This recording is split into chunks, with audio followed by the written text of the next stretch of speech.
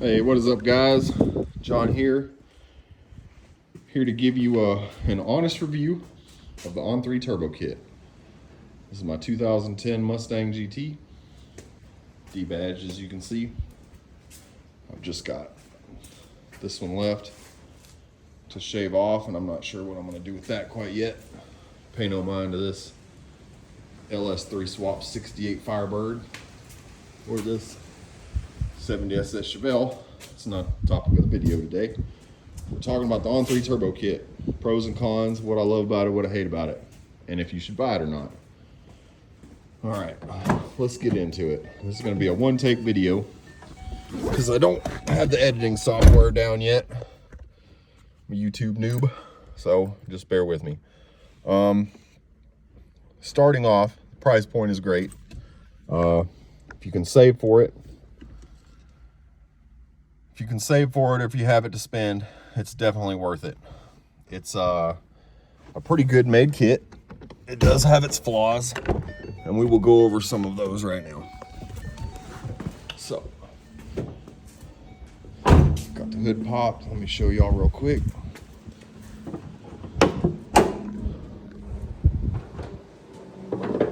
All right, as you can see, it's pretty tight in there.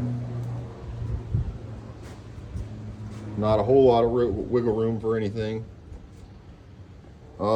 First con is this downpipe right here. Made me lose my blinker. Blinker won't fit. Got to figure that out.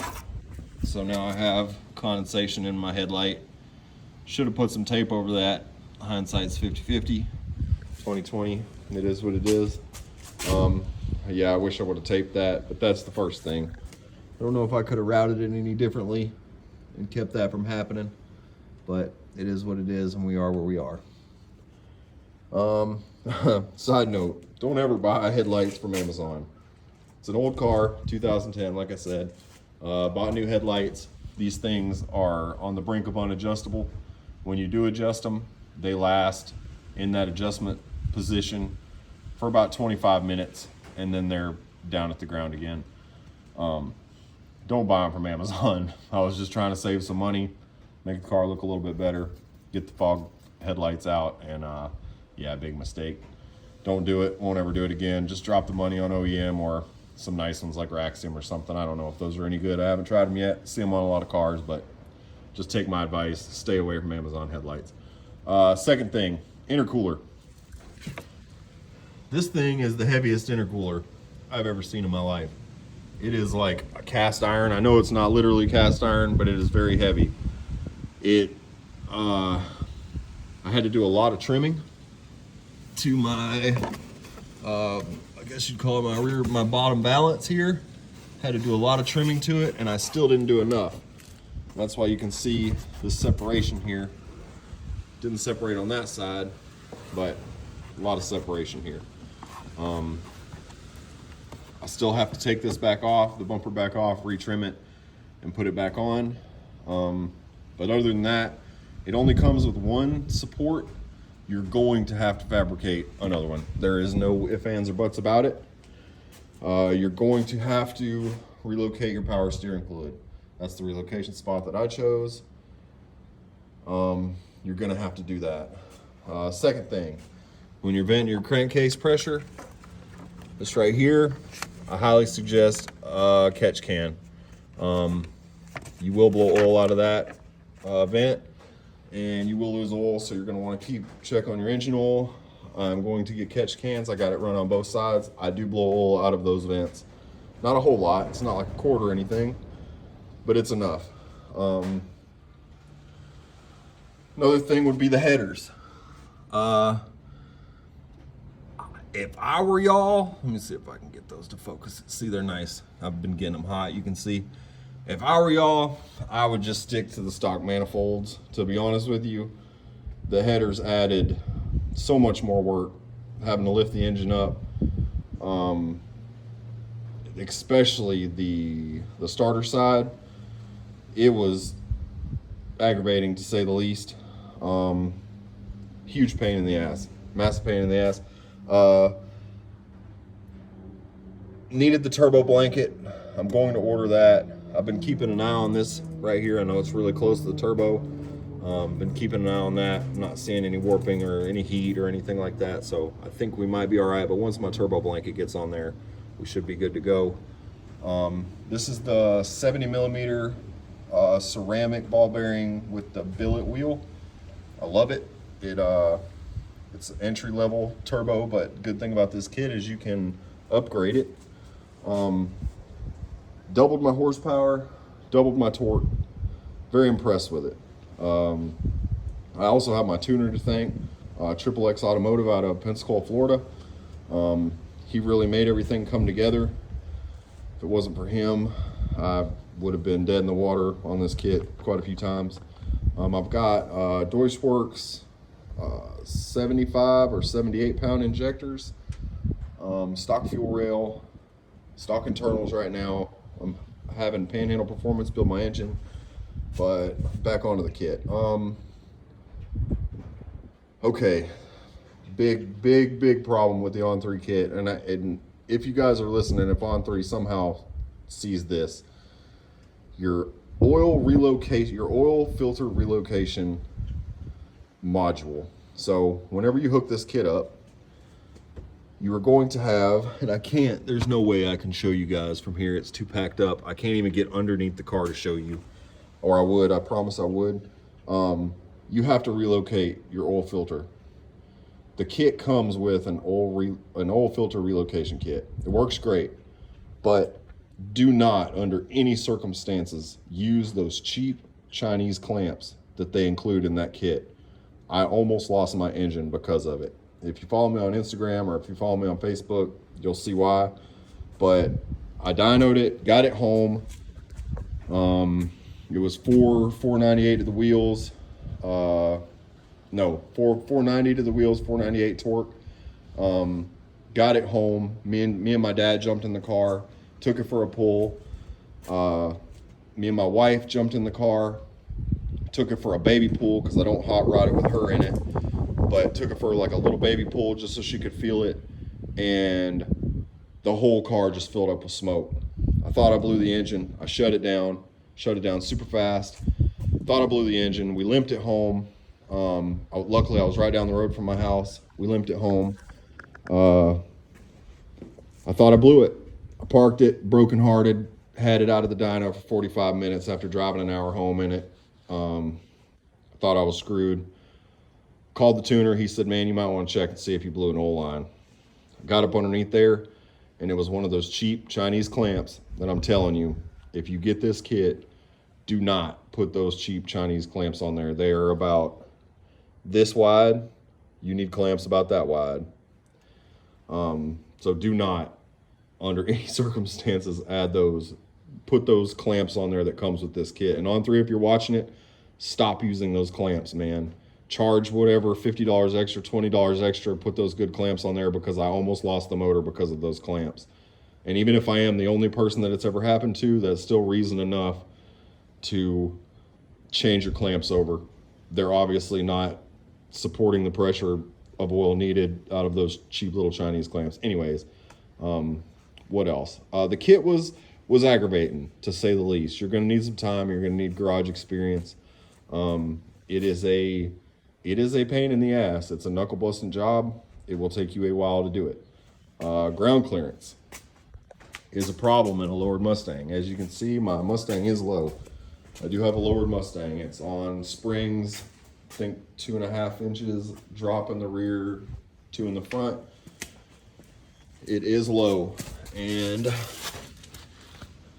there is, I have to turn it sideways, I'm sorry guys, but you can see there's clearance issues. And this pretty little pipe right there, as you can see, is the wastegate. There's my down pipe coming straight down to the ground, but that wastegate right there, sorry for the sideways, you can see that's not very high off the ground. One armadillo, boys, and I'm done. And I live in the country. I'm out here in the woods. I'm not out here in the city. I'm out here in the country. We hit deers, we hit armadillos, we hit possums all the time. It's a problem. So you got to be vigilant. If you got a lowered Mustang, think about that. I'm not lifting the car up. It's a street car for me. I race it on the street in Mexico, of course. But if you daily drive a turbo car and you're using this kit, I'd stay stock height. I mean, to be honest with you, because one pothole, there goes your wastegate pipe and everything connected to it. And it won't be a pretty picture. You'll be probably down for a while unless you're a good mechanic. But the price point was great. Caught my wife on a good day, luckily. I'm trying to think. I've got a 340 liters per hour fuel pump with the kit, not through On3. I got the injectors, tuning dyno, but that's other than the kit. Everything pretty much came with it. I wasn't missing anything. The oil pan was easy to tap. They tell you right where to tap it, how to tap it. The V-band clamps work great. There's a lot of good things about the kit. And if you're on the fence about it, I say pull the trigger. If you got it to spend, pull it, man. Like, it's fun. Unless it's like your only vehicle and you can't afford for it to be down for a while you work on it. But if you're into muscle and you're into V8s and you want to double that horsepower and start building a platform, man, it's definitely the way to go. And the good thing is you know, you don't have to run an On3 turbo. It's you start off with a good platform and you can upgrade. You can upgrade through On3 with their turbos. They've got nicer turbos. Once my engine is built, I do plan on going up to like an 88. If I can make space for it. As you can see, it's a pretty tight fit. I mean, there's just no room really for anything. But yeah, I say pull the trigger. I mean, out of 10 out of 10, I would say I give it an 8, a solid 8. I've got probably 500 miles on the kit so far. I enjoy it. It does have to warm up, which I really wasn't expecting. And I'm not really sure the science behind that. I guess that's for somebody smarter than me. But the car's definitely got to be warm, and I don't mean just starting it up, letting it run for 2 minutes. It needs to be at its operating temperature for it to really start moving and for this thing to come alive. And I don't know why that is. If I've got an issue with my tuning or something, I'm not sure. But and now you also got to keep in mind, this is a 2010. This kit is designed for 2005 to 2009. It does obviously fit the 2010, as you can see, and it fits it well. I think there's more things that you have to do with this pipe here to a 2005 to a 2009. I could be wrong, could be mistaken. When I was on the forums and I was looking at different stuff, people were having issues with this from what I heard. But other than that, man, if you've got it, like I said, just do it. I would probably stick with the stock manifold though. That was a pain in the ass. Those headers were something else. Since I can't edit, I'm gonna show you guys some pulls, but I can't edit them into this video, so they're gonna be in different videos. I just don't have my setup ready for that. I will give you a crank up and some sounds, but you can see it starts great. That's my heater vent clicking.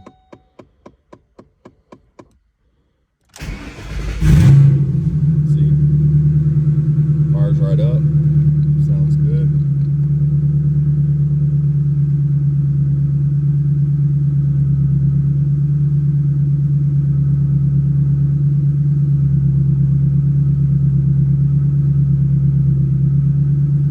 That turbo get good and lubricated, and then I'll rev on it a little bit for you guys. My wife got me that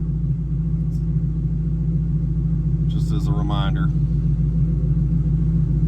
While I was doing the turbo build, I needed a new shift knob anyways, so she went ahead and hopped on Amazon and got that for me. I like it a lot. Feels real good in your hands. The only bad thing is, in the wintertime, this thing's cold. It's been cold a couple mornings here lately. But anyway, she's warming up now. Let's focus back on that.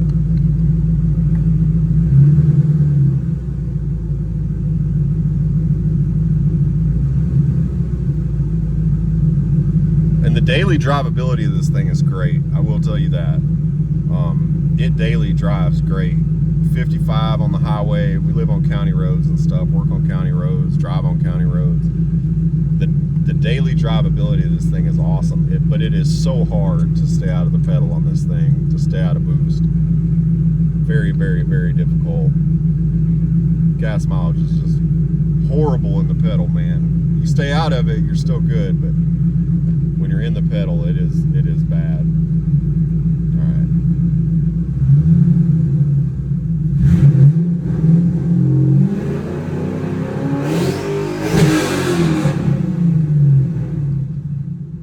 So yep, she's pretty snappy. Very fast car. Like I said, your 2010 came with 315 to the flywheel, and I'm making 490 now, so that's it's pretty impressive out of a kit. Not spending a whole lot of money on it, so, and minor work, but the fun factor quadrupled for sure. I mean, this thing is fun, and I mentioned in my videos or in my comments on one of my videos, like, everybody at the red light gets it. I don't care if you're a minivan with 3 kids in the back. You're pulling up at me on a red light, I'm I'm dumping on you, lady. Besides the police, I'm gonna let y'all go ahead and pass me. But everybody gets it now, man. It's fun. It's a very fun car to drive now. If you're an automotive lover, car lover, truck lover, if you just love vehicles like me and you got it to spend, I say go for it. If you're willing to deal with the headaches involved, willing to deal with your oil line popping 45 minutes out of your dyno tune, dealing with a couple days of heartbreak until you find out it was just an oil line, then just jump on it, man. I would definitely do it.